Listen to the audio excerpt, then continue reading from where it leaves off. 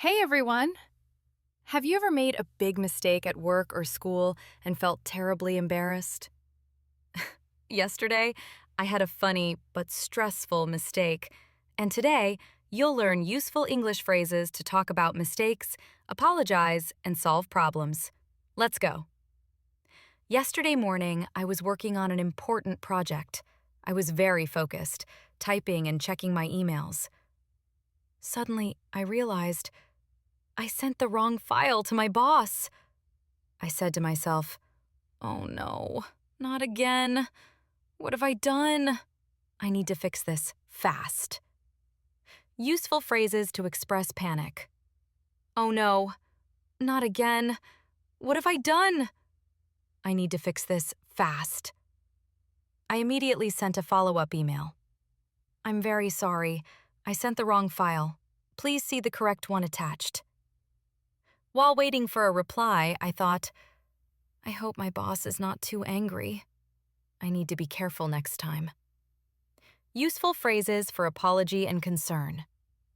"I'm very sorry. Please see the correct file attached. I hope you're not angry. I need to be careful next time." My boss replied quickly, "Thank you for correcting it. Mistakes happen. Just double-check next time." I felt relieved and said, "Thank you for understanding. I'll be more careful." Useful phrases for response and gratitude. "Thank you for understanding. I'll be more careful. Mistakes happen." After that, I made a checklist. Step 1. Check the file. Step 2. Check the email. Step 3. Double-check everything. Even though I made a big mistake, I learned to stay calm, fix the problem, and be careful next time. Phrases to talk about learning from mistakes. I learned my lesson. I will be more careful next time. Stay calm and fix the problem. Let's review useful phrases from this story. Say them with me. "Oh no!